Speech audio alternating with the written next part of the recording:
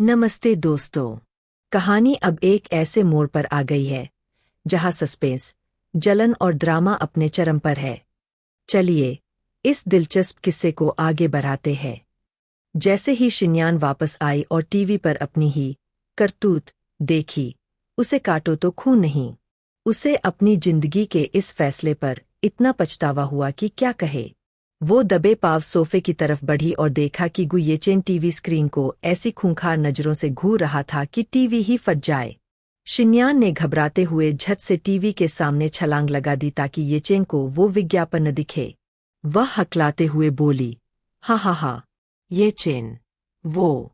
दरअसल येचेन की आवाज में बर्फ जैसी ठंडक थी। तुम्हारे पास सफाई देने के लिए सिर्फ 30 सेकंड है। शुरू हो जाओ। शिन्यान ने एक ही सांस में सब उगल दिया। ये विज्ञापन मिंगर ने फिक्स किया था और उसने मुझे बताया ही नहीं कि कोई दूसरा लड़का भी है। जब मैं सुबह सेट पर पहुंची तब मुझे पता चला, पर मैं भाग नहीं सकती थी क्योंकि मेरा पहला काम था और ये मौका बहुत जरूरी था। और मैं कसम खाती हूँ, हमने सच में कोई किस नहीं किया और पूरी शूटिंग में मेरा उससे कोई लेना देना नहीं था। पूरी बात उसने 15 सेकंड के अंदर ही कह डाली। फिर उसने अपनी मासूम सी शक्ल बनाई, एक छोटा सा मुंह बनाया और जाकर सीधे येचेन की गोद में बैठ गई। वो बस उसे एकटक देखती रही, मानो कह रही हो, अब तो माफ कर दो। मन ही मन वो खुद को कोस रही थी कि उसने टीवी चलाया ही क्यों। और ये विज्ञापन भी कितनी जल्दी रिलीज हो गया। गु येचेन ने शिन्यान की उस प्यारी सी सूरत को देखा और एक लंबी सांस छोड़ी। जब वो ऐसी शक्ल बना ले तो कोई उस पर गुस्सा कैसे रह सकता है। उसकी सारी जलन और गुस्सा पल भर में पिघल गया। उसने प्यार से कहा, अब से ऐसे विज्ञापन मत लेना। मैं तुम्हारे लिए अकेले वाले शूट्स प्लान करवाऊंगा। शिन्यान ने फौरन हामी भरी, जी हुजूर, जो हुक्म। विज्ञापन खत्म होने तक वो उसकी गोद से टसे मस नहीं हुई और फिर टीवी बंद करके अपने घर की तरफ दौड़ पड़ी।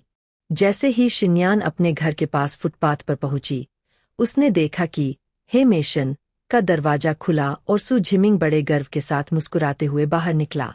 शिन्यान ने सोचा कि वापस येचेन के घर भाग जाए, पर झिमिंग ने उसे देख लिया था। उसकी आंखों में एक अजीब सी चमक आई और वो तेजी से शिन्यान की तरफ बढ़ा। शिन्यान, बड़े दिनों बाद मिले, झिमिंग ने बड़े प्यार से कहा। शिन्यान ने टेढ़ा सा मुस्कुराते हुए जवाब दिया, मेरी दुआ तो यही थी कि ये मुलाकात और भी देरी से होती। झिमिंग ने एक लंबी सांस ली और अपनी झूठी माफी का पिटारा खोला। शिन्यान, मुझे पता है, तुम अभी भी मुझसे नाराज हो। मैं बहुत बड़ा बेवकूफ था। मुझे माफ कर दो। क्या मुझे एक दूसरा मौका मिल सकता है? शिन्यान ने उसे ऊपर से नीचे तक देखा और मुस्कुराई। मिस्टर सू, फिक्र मत कीजिए, मुझे अब फर्क नहीं पड़ता। पर जरा अपनी जुबान पर लगाम दीजिए। दूसरा मौका? अगर मैं गलत नहीं हूं तो अब आप मेरी बहन के मंगेतर है। बेहतर होगा कि हम दूरी बनाकर रखें। जैसे ही शिन्यान आगे बढ़ी, झिमिंग ने झट से उसका हाथ पकड़ लिया। शिन्यान, प्लीज, मेरी गलती मान लो और मुझे माफ कर दो। शिन्यान ने चिढ़कर अपना हाथ झटका और अपना फोन निकाला। उसने एक वीडियो चलाया। वीडियो देखते ही झिमिंग के चेहरे की हवाइयां उड़ने लगीं। शिन्यान ने एक भौं ऊपर चढ़ाकर कहा, मिस्टर सू, याद है ना, आपने मुझसे पैसे उधार लिए थे, करीब $50,000। मैं अच्छी हूं इसलिए कुछ दिन और दे रही हूं, पर मैं अपने पैसे छोड़ूंगी नहीं। शुक्रिया और खुदा हाफिज। वो शान से मुड़ी और बिना पीछे देखे चली गई। उधर बालकनी से ये सब देख रहे गुयेचेन के चेहरे पर एक सुकून भरी मुस्कान आ गई। जब शिन्यान घर के अंदर पहुंची तो वहां का नजारा ही बदला हुआ था। मम्मी और बेटी, ली हुईरान और ली युयान, ने मिलकर डैडी को न जाने क्या पट्टी पढ़ाई थी कि वो अब सु झिमिंग के गुनगान गा रहे थे। युयान बड़े ला से अपने डैडी के कंधे पर सिर रखकर कह रही थी, डैडी, झिमिंग कह रहा था कि हम पीछे वाली गली वाला घर खरीद सकते हैं ताकि मैं आपके करीब रह सकूं।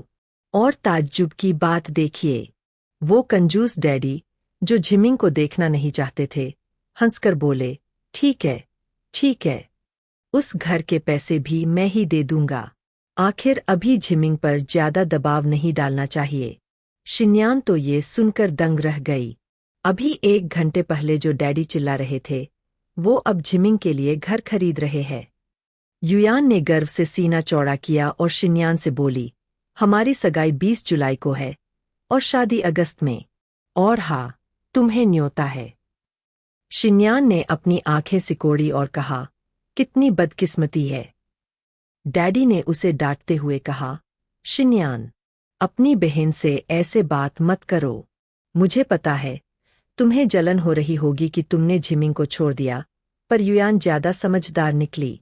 उसे पता है कि खानदानी रईसों से अच्छा वो लड़का है जिसमें काबिलियत हो।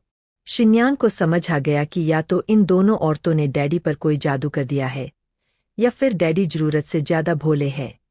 शिन्यान ने मुस्कुराते हुए आखिरी दाव खेला, ठीक है डैडी, आपकी बात सही है। काबिलियत ही सब कुछ है। तो फिर ठीक है, मैं युयान की सगाई में जरूर आऊंगी, अपने बॉयफ्रेंड के साथ। बाप रे!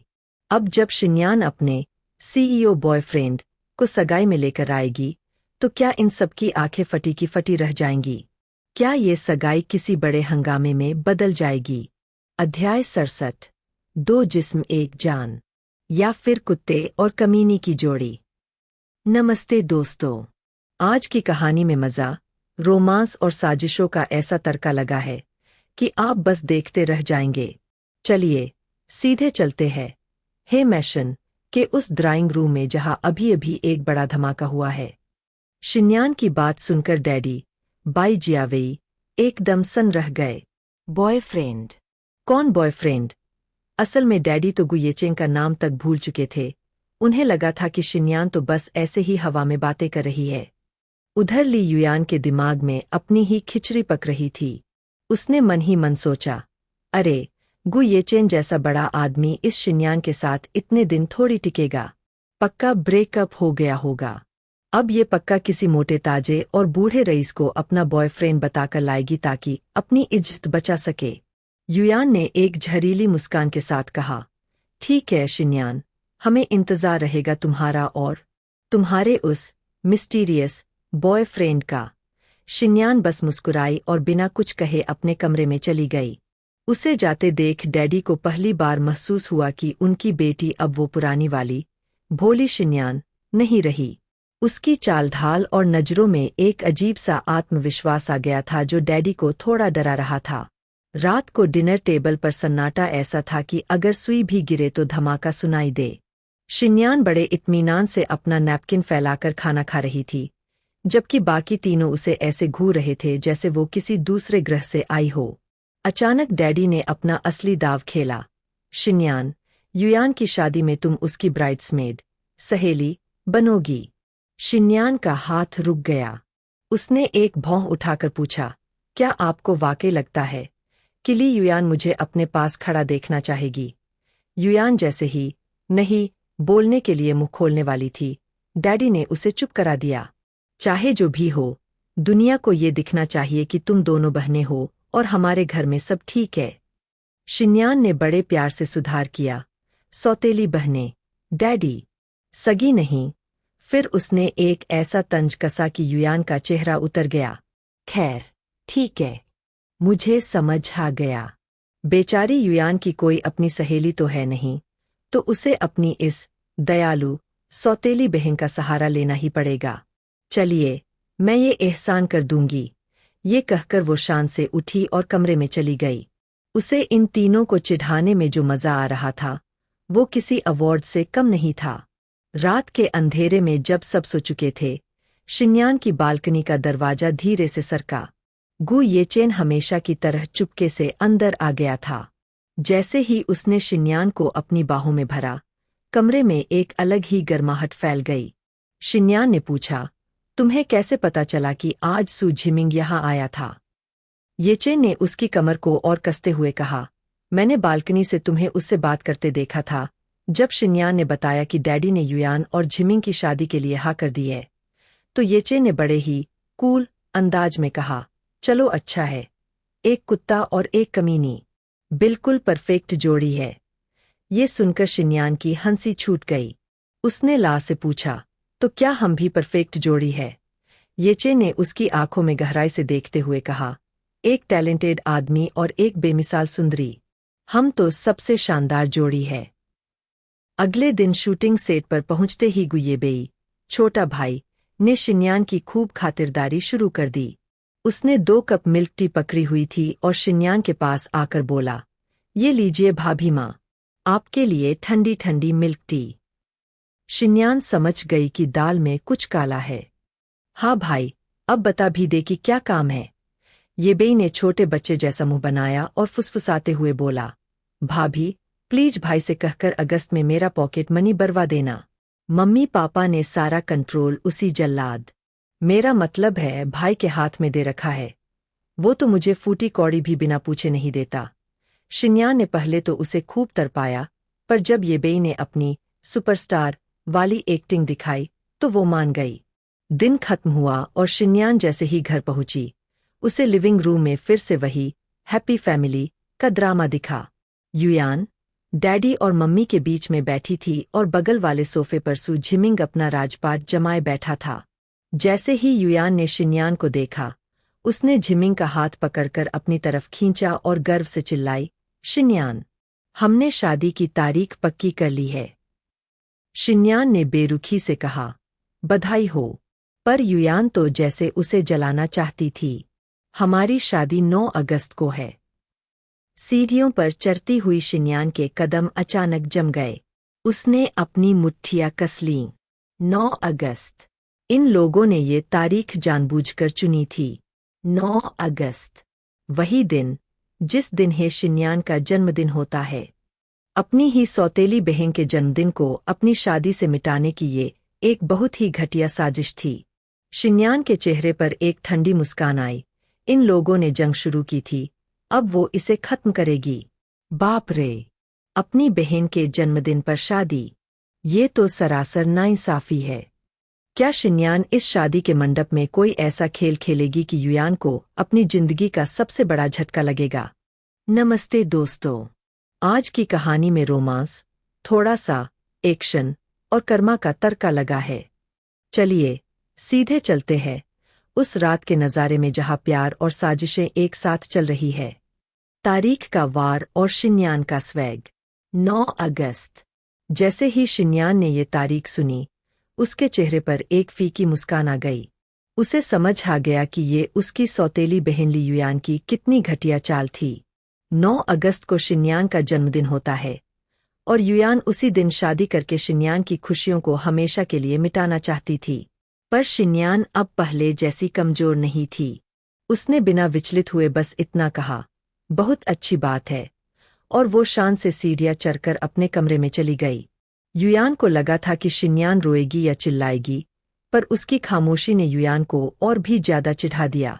वही सोफे पर बैठे सुझिमिंग ने झिझकते हुए पूछा, युयान, तुमने 9 अगस्त ही क्यों चुना?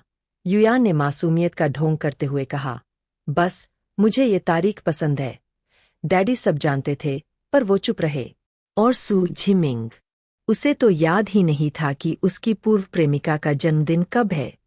आधी रात का, स्पाइडरमैन, और वो शर्त। नीचे से आ रही युयान और झिमिंग की हंसी शिन्यान के कानों में चुभ रही थी। वो घर से बाहर निकल गई और ताजी हवा में टहलने लगी। टहलते टहलते वो अपने कमरे की बालकनी के ठीक नीचे पहुंच गई। उसने ऊपर देखा, तकरीबन 30 फीट की ऊंचाई। वो सोचने लगी कि आखिर गुयेचेन हर रात इस दीवार को फांदकर उसके कमरे में कैसे आता है। तभी पीछे से एक शरारती आवाज आई, बेबी, क्या कर रही हो? शिन्यान डर के मारे उछल पड़ी। पीछे गुयेचेन खड़ा मुस्कुरा रहा था। शिन्यान ने उसे घूरते हुए कहा, तुमने तो मुझे डरा ही दिया। यहाँ क्या कर रहे हो? येचेन ने पूछा, तुम अपनी ही बालकनी को ऐसे क्यों घूर रही हो? शिन्यान ने चुनौती भरे अंदाज में कहा, क्या तुम मुझे अपने साथ ऊपर ले जा सकते हो? येचेन ने अपने होठों पर जुबान फेरी और एक कातिलाना मुस्कान के साथ कहा, ले तो जा सकता हूं, पर पहले एक किस करना होगा। शिन्यान का मन तो किया कि उसे जोर से मारे, पर वो बेबस थी। उसने हार मानकर जल्दी से येचेन के होठों पर एक छोटा सा पेक किया। येचेन खुश हो गया और झुक गया। चलो, मेरी पीठ पर चढ़ो। शिन्यान ने कसकर उसकी गर्दन पकड़ ली। ये चेन एक छिपकली की तरह दीवार पर चढ़ने लगा। शिन्यान ने डर के मारे आंखें बंद कर ली थीं, पर जब उसने ये चेन के मजबूत हाथों और स्थिर सांसों को महसूस किया तो उसने आंखें खोलीं। वो हैरान थी कि कैसे ये आदमी उसे अपनी पीठ पर लादे इतनी आसानी से ऊपर पहुंच गया। बालकनी पर पहुंचते ही ये चेन ने उसे नीचे उतारा और एक विजेता वाली मुस्कान दी। शिन्यान ने भी उसे शाबाशी दी। बहुत अच्छे। 10 मिनट का जादू और रहस्यमय। पड़ोसी कमरे के अंदर पहुंचते ही ये चेन ने उसे सोने के लिए कहा। शिन्यान बाथरूम गई और दरवाजा लॉक कर दिया। उसे पता था कि ये चेन कितना बेशर्म हो सकता है, लेकिन जब वो 10 मिनट बाद बाहर आई तो उसने देखा कि ये चेन काले रेशमी पजामे में आराम से बिस्तर पर लेटा है। शिन्यान की आंखें फटी की फटी रह गईं। तुम अभी तो मेरे साथ ऊपर आए थे, फिर तुम वापस गए, कपड़े बदले और फिर वापस भी आ गए। क्या तुम्हारे पास कोई सुपर पावर है? ये चेन बस मुस्कुराया और उसे अपने पास बुला लिया। कर्मा का खेल घर गया हाथ से। कुछ दिन बीत गए। घर में युयान की सगाई की जोर शोर से तैयारियां चल रही थीं। एक शाम जब शिन्यान टीवी देख रही थी, तभी डैडी बाई जियावेई घर आए। उनका चेहरा उतरा हुआ था। तभी युयान, उसकी माँ और सू झिमिंग सगाई की शॉपिंग करके लौटे। युयान अपनी अंगूठी दिखाते हुए चहकी, डैडी देखिए, झिमिंग ने मुझे 0.52 कैरेट की हीरे की अंगूठी दिलाई है। चीनी भाषा में 520 का मतलब आई लव यू होता है। डैडी ने फीकी मुस्कान दी। युयान ने पूछा, क्या हुआ डैडी? आप परेशान लग रहे हैं। डैडी ने एक गहरी सांस ली और कहा, वो घर जो तुम दोनों खरीदना चाहते थे वो बिक गया। कल रात तक वो खाली था, पर आज किसी ने उसे खरीद लिया है। शिन्यान ये सुनकर मन ही मन मुस्कुराई। उसे याद आया कि कल रात उसने ये चेन को बताया था कि युयान और झिमिंग उसके पड़ोसी बनने वाले हैं, और ये चेन को ये आइडिया बिल्कुल पसंद नहीं आया था। बाप रे! क्या गु ये चेन ने जानबूझकर वो घर खरीद लिया ताकि वो उन दोनों का चेहरा न देख सके? अब युयान और झिमिंग कहाँ रहेंगे? और सगाई के दिन जब शिन्यान अपना असली बॉयफ्रेंड सबको दिखाएगी, तब क्या होगा? नमस्ते दोस्तों। आज की कहानी में जलन, दिखावा और कर्मा का ऐसा तगड़ा मेल है कि आपको मजा आ जाएगा।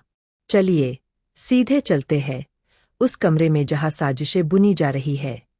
शिन्यान अपने कमरे में बैठी गुलाबों को सजा रही थी कि तभी धड़धड़ाते हुए उसका दरवाजा खुला। बिना किसी तमीज के अंदर घुसने वाली और कोई नहीं, बल्कि ली युयान थी।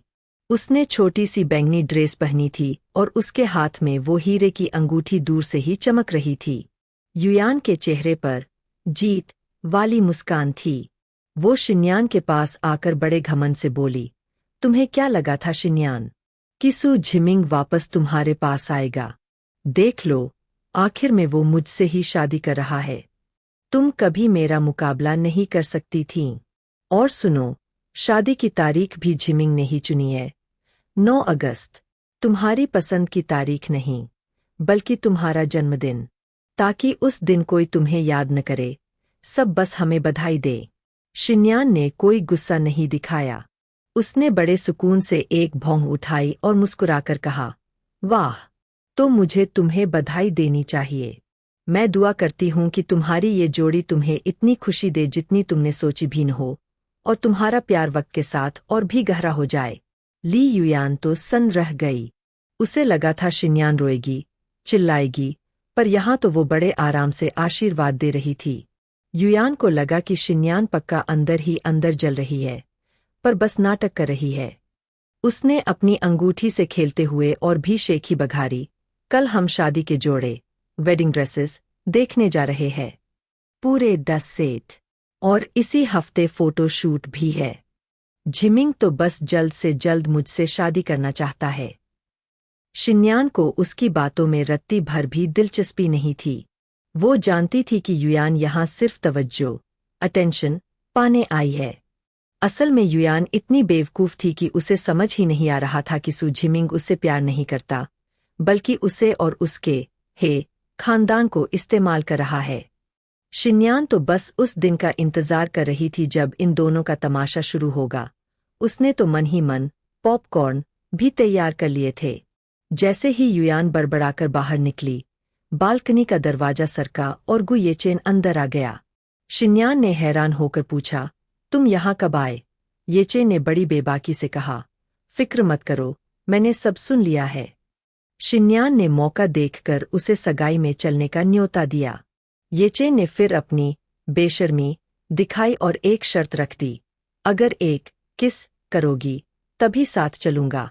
शिन्यान के पास और कोई रास्ता नहीं था, उसने झट से येचेन को चूम लिया।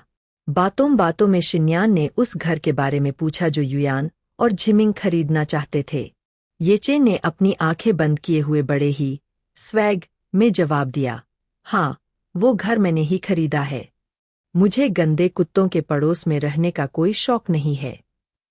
यहाँ गंदे कुत्ते, उसने झिमिंग और युयान को कहा था। अगली सुबह जब शिन्यान नीचे नाश्ते की मेज पर पहुंची, तो वहाँ पूरा परिवार और सु झिमिंग बैठे थे। झिमिंग ने उसे गुड मॉर्निंग कहा, जिस पर शिन्यान ने बड़ी कातिलाना मुस्कान के साथ जवाब दिया। युयान को फिर जलन हुई और उसने झिमिंग की प्लेट में बेकन डालते हुए कहा, झिमिंग, ये तुम खाओ, मैं शादी से पहले मोटी नहीं होना चाहती।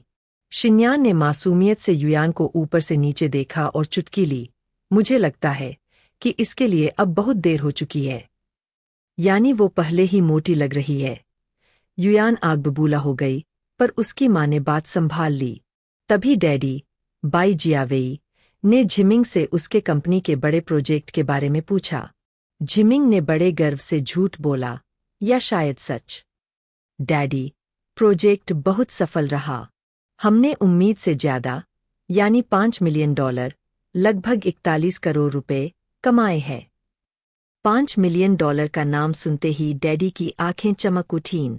उनके चेहरे पर लालच साफ दिख रहा था। उन्होंने झिमिंग की तरफ देखा और बड़े प्यार से कहा, झिमिंग, अब से तुम मुझे डैडी ही बुलाओ। बाप रे, $5 मिलियन की खबर ने तो डैडी का दिल ही बदल दिया। क्या सु झिमिंग वाकई इतना अमीर हो गया है, या ये सब शिन्यान को नीचा दिखाने का कोई नया नाटक है? और सगाई वाले दिन जब गु येचेन की एंट्री होगी, तब क्या डैडी उन्हें पहचान पाएंगे?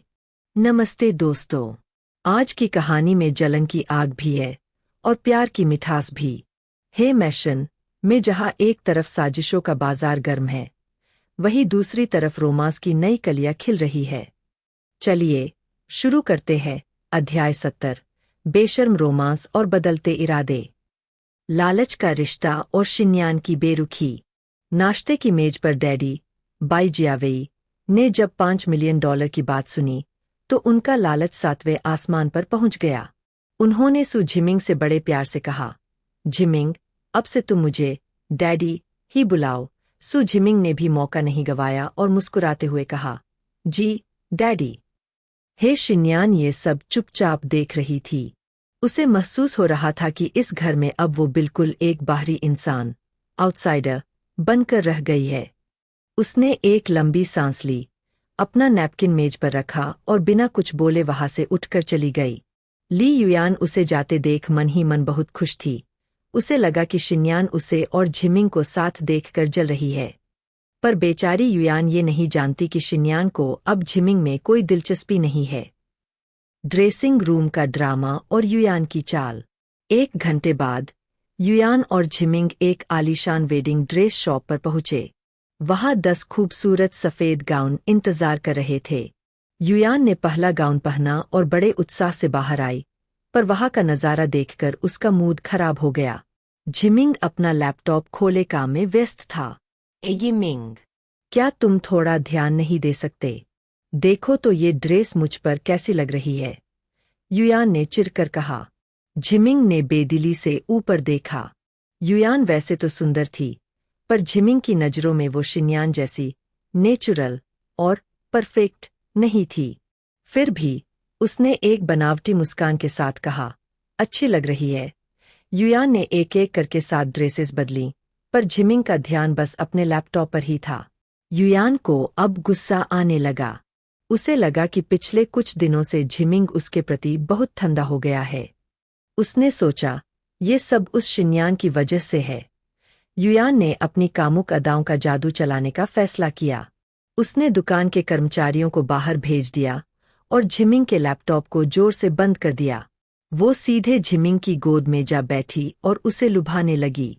झिमिंग, तुम आजकल इतने खोए खोए क्यों रहते हो? झिमिंग ने खुद को रोकने की कोशिश की, पर युयान की अदाओं के सामने वो हार गया। वो उसे गोद में उठाकर चेंजिंग रूम के पर्दे के पीछे ले गया। और फिर जो हुआ, वो आप समझ ही सकते हैं। 5 घंटे बाद जब वो दुकान से बाहर निकले, तो उनके चेहरे पर एक अलग ही चमक थी। बेशर्म गुये चेन और बालों की मिठास। शाम को शिन्यान शूटिंग से थककर घर लौटी। जैसे ही उसने अपने कमरे का दरवाजा खोला, वो डर के मारे लगभग चीख पड़ी। उसके बिस्तर पर कोई आराम से लेटा हुआ था। वो और कोई नहीं, गुये चेन थे। तुम यहाँ क्या कर रहे हो? शिन्यान ने संभलते हुए पूछा। येचेन ने बेशर्मी से मुस्कुराते हुए कहा, कुछ काम नहीं था, तो सोचा जल्दी आ जाओ। शिन्यान बाथरूम की तरफ बढ़ी। मैं नहाने जा रही हूँ। तभी येचेन ने एक भौं उठाई और शरारत से पूछा, क्या मैं भी साथ चलूं? Shower together?